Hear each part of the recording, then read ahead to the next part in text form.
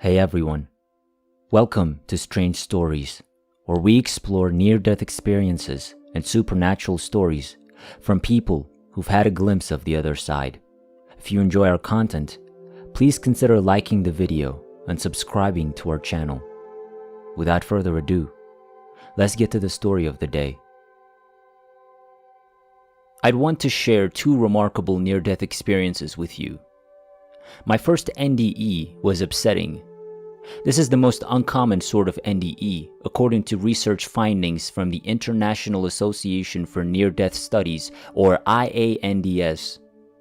Most troubled experiencers are hesitant to discuss the existence of evil, are unhappy, divorced from their spouse, and have other social issues. The first NDEs can be fun, relaxing, or unpleasant. In my experience, I was given the opportunity to view, feel, and comprehend life from a variety of perspectives. The rite of passage into God's kingdom is granted to all beings. On July 2, 2000, about 12:30 p.m., I had my first accident. I was up on a ladder painting our house's chimney when I fell 28 feet and banged my head on a landscape timber. On impact, I should have broken my neck and perished. My wife and son were present when I fell. As I typed this, tears welled up in my eyes as I imagined how shocked my wife and son must have been to see me fall to the ground. They heard the crunching sound of my injuries and witnessed a never-ending torrent of blood pouring from my head. They didn't know whether I was dead or alive at the time. God's Spirit prevented me from experiencing such excruciating suffering. When I arrived at the hospital about 1:30 p.m., I was immediately rushed to the trauma center. The doctors in the emergency room detected my critical injuries and stopped the bleeding. They discovered that I had damaged the entire left side of my face, which meant that the bone structure above and below my eye had been crushed and would require reconstructive surgery. My eye was being forced back into my skull. The fall's impact fractured both wrists. Following their initial evaluation, the doctors determined that my traumatic brain injury was severe due to brain swelling, so they opted to postpone any operation until they could identify whether my frontal lobe was swelling internally or externally. When I was given my final rites, the nurses looked after my wife. God had physical and spiritual influence over me, showing a spiritual world that exists in the cosmos. This terrifying NDE was more evil than my combat infantryman service in Vietnam, where I observed the atrocities of war and the manifestation of evil on a people and their leaders. I can't tell you the order of events as they transpired as I traveled, but they were true. Spirits were attacking me and attempting to enter my soul. Then I saw what appeared to be endless oceans of souls under an evil reign. Hundreds of millions of people lost loved ones. I could feel their terror, pain, and torture. The crying and pain they were directing at me were excruciating. They were relentless, and I could only scream. But then the Holy Spirit protected me from these acts of violence. I couldn't stop crying when I first told my wife and children. My human nature and free will were pushed to the forefront at some time throughout this spiritual journey, and I felt the immoral deeds that I had committed in my life. I've done things I'm not proud of, while yet enjoying life's joys.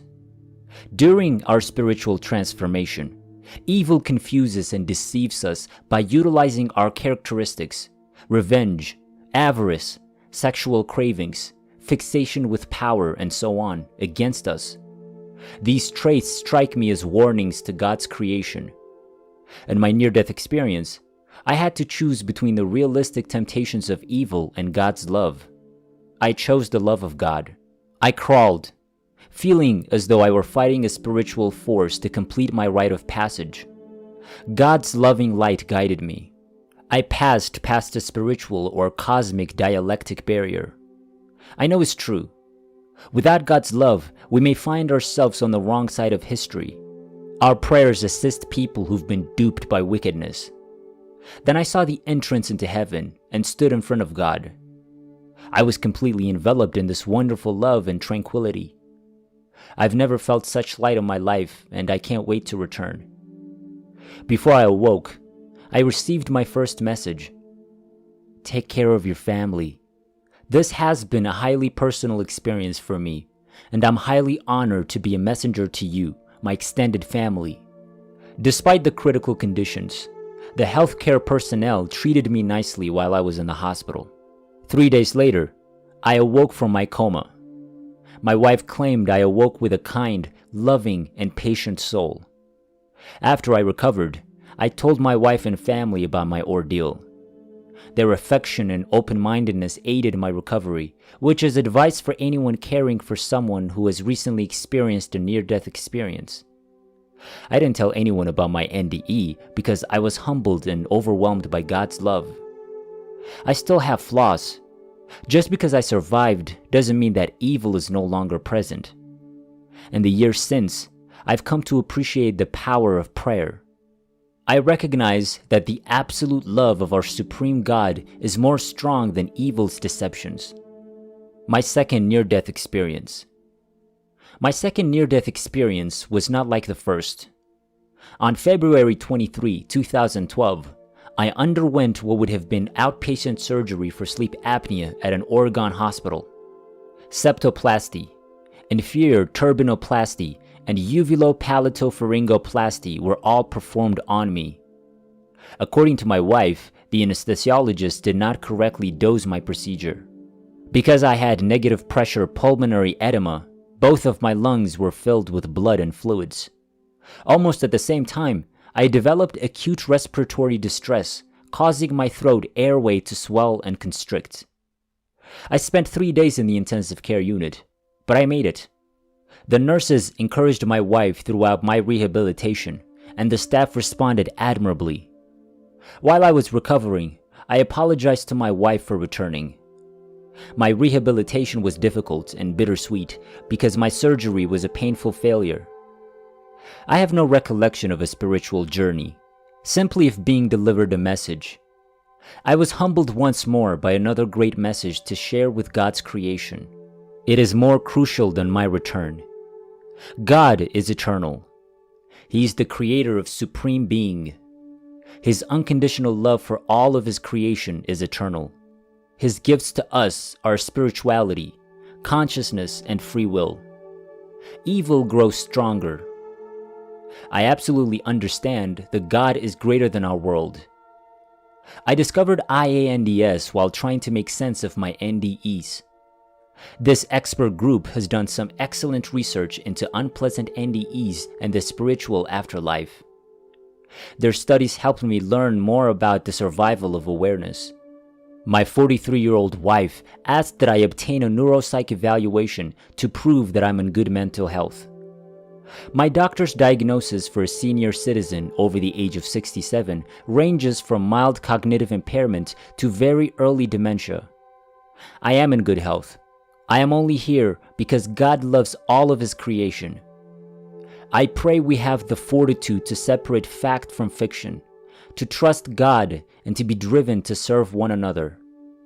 I recognize that life isn't fair, so I make the best of it by sharing my experience. After effects. After authorizing papers for IANDS International Conference themes and publishing my 2 near-death experiences on the website of the Near-Death Experience Research Foundation, I ask for your consideration of my after effects. As references and encouragement, I used Nancy Evans Bush's novels Dancing Past the Dark and The Buddha in Hell. She was the executive director of IANDS and later its president, as well as a member of its board of directors. She is regarded as a world authority on distressing NDEs. I'm here to confirm her conclusion that God's love exists in both the spiritual afterlife and hell or evil. I was struck by Bruce Grayson, MD's remarks in the forward section of Dancing Past the Dark, which stated, "Reality is both less and more than we imagine it is." Bush reminds us that spiritual encounters with darkness, as well as light, difficulty, and suffering, are described as means to transformation in every enduring religion tradition. These adventures may be terrifying, difficult, and torturous, But they are trials, not punishments, and they may result in priceless spiritual treasures. They may not be the gifts we expected, but they never diminish us. While reading, I realized that other NDE survivors have unexpected gifts for healing, talents, acquired knowledge, psychic empathy, sensitivity to electricity, and no fear of death. Materialism, the media, and the spiritual force of evil, I believe, are negatively overpowering our senses, influencing our lifestyle choices, and influencing our conscious willpower to differentiate right from wrong. I agree with Alice R. Turner, author of The History of Hell, when she says that it suggests a need for change in the person's life and or a reassessment of what really matters, not power, not money, but love, wisdom, and service. I have been spiritually reborn as a result of my life's journey. It is a privilege to serve our Supreme God, the creator of all things. My first NDE was upsetting. I became aware of the spiritual force of evil and falsehood. Since my NDEs, it has been difficult to balance the life after surviving a war with current events such as the pandemic, economic recession, and societal discontent. As these events develop with so many unknowns, the significance of God's first instruction, take care of your family, becomes clear. My second near-death experience was not like the first. However, I received another amazing revelation underlining that God is eternal. He is the Creator's supreme being. His unconditional love for all of His creation is eternal. His gifts to us are spirituality, consciousness, and free will. Evil keeps spreading. As we go through life, I pray we have the fortitude to recognize the truth in the midst of adversity. I recognize that our human existence exposes us to other people's insensitivity and significant disparities in living levels around the world. Current events are having unanticipated consequences on our people. The forces at work are beyond our intellectual and spiritual comprehension. Evil deceives and shocks us by exploiting our human characteristics, such as vengeance, greed, sexual cravings, and a longing for power, to ensnare us during our spiritual transition from our physical world at death. This wicked force is invisible, like a virus. Hell, on the other hand, has been around for unknown millennia. I hope mankind recognizes Alice R. Turner's statements as suggesting a need for change in the person's life and or reevaluation of what really matters, not power, not money, but love, knowledge, and service. My prayer since beginning my aerospace and energy profession has always been to glorify God in the work that I do. Working as part of the Strategic Assessment Group on the Orion spacecraft at NASA's Houston headquarters was a dream come true. Later in my life, the opportunity resulted in unforeseen life-changing decisions. This realization reinforced my opinion that God is bigger than our world. Throughout my trip, I've realized that God's absolute and eternal love is more powerful than evil's deceptions and materialism's rising strength. The interpretation of my NDE lessons and spiritual awareness, I hope, will improve your feeling of meaning and purpose for yourself and others. I am aware that mankind continues to exist in various socioeconomic realities and has various conceptions of spirituality. Nonetheless, I pray that our free will makes the right choices and that we continue to sense God's guidance and love.